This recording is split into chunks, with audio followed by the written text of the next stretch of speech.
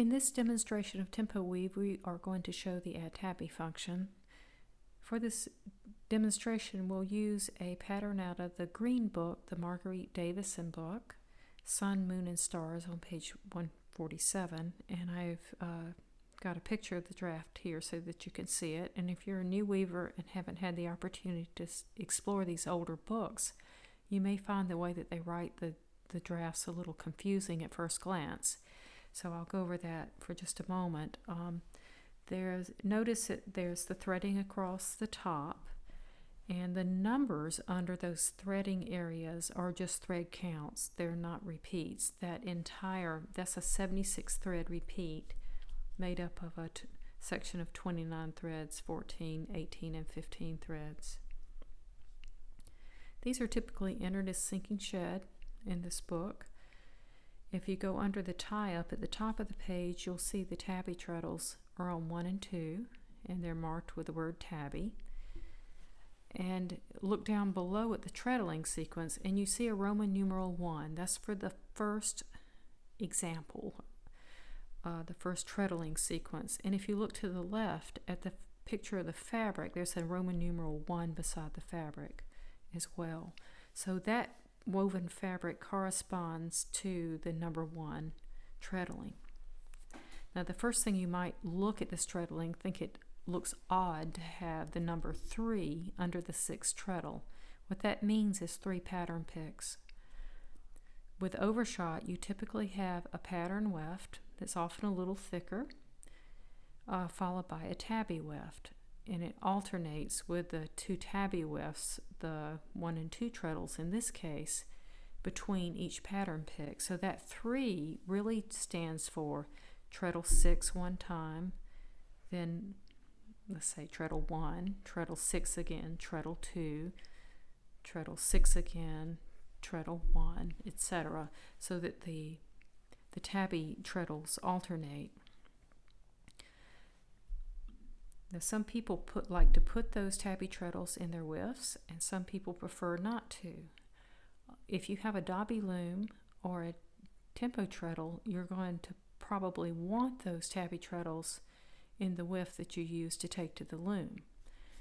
And right now, we do not have the ability to add and remove tabby and view it with and without tabby, but that is an upcoming feature we will be adding. So I'm showing you just what's available right now. Let's start out by entering the threading very quickly. So it looks like we've got a 3, 4, 3, 4, 3, 2, and that's repeated 1, 2, 3, 4, 5 times. And on that last time, it doesn't end in a thread 2,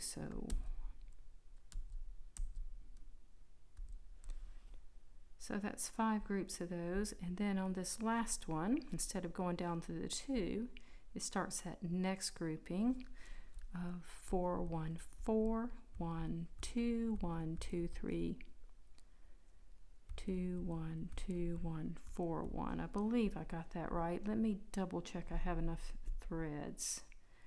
Let's see. I'm going to select this, and I look over the tie-up and I see I've selected 14 threads, so that's good.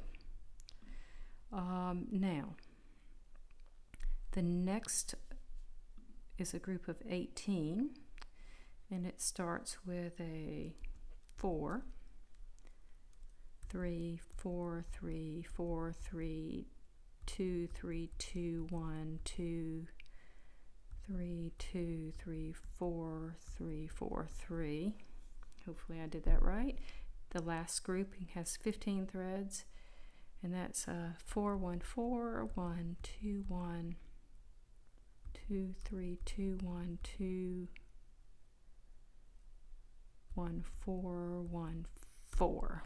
Let's see if I ended on thread 676. I did. Good. I had added up those numbers before.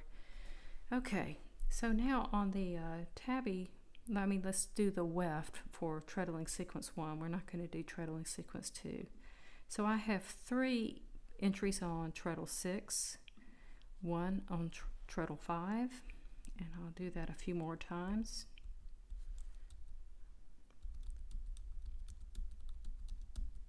Okay. Then I think after that one, after the 6, we've got 2 on 3, 2 on 4, 1 on 5. I always want to do the numbers and not the treadle numbers the way these are written. You'll probably do the same thing. Now we're back to treadle 6 with 3 repeats. 2, 1, 2, 3, then 2. Okay, so let's see what that looks like. I'm going to zoom.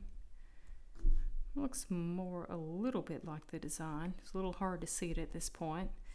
I'm going to recolor this just so I can see something a little less stark than this black and white. Now, we're ready to add Tabby. Before I do, I want to make sure that the color that I want the Tabby to be is in the current one. And to make this a little more obvious, before we add the Tabby, let's go in and color our pattern threads. It's easier to do it before you add the Tabby. Let's see if I got them all. Okay, so now I'm going to select the color that I want my Tabby to be, and I'll pretend that my warp and my Tabby threads are the same. So on the Tools menu, the first icon is Add Tabby. Tabby treadles are on 1 and 2.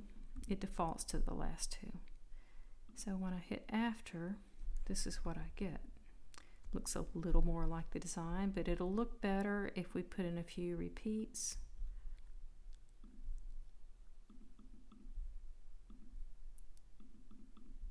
So we'll do the quick repeats, apply that and close. Now let's look at the cloth viewer, which is the flat version of the cloth. And to do a balanced one, I would want to take this border here that's on the right and place it on the left. So let's do that very quickly.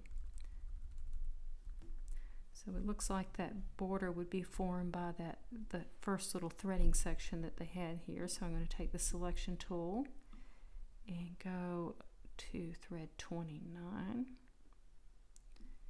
copy, and I'll scroll over to the end and just paste it. Now currently the color doesn't paste with the thread. That's an enhancement. We're going to allow that to happen and give you some control over whether you want that to happen. But I just colored those in. So now let's look and see how it looks. Yeah, much better. Now it looks balanced. So that's just a simple example of adding Tabby. There are some more enhancements that have been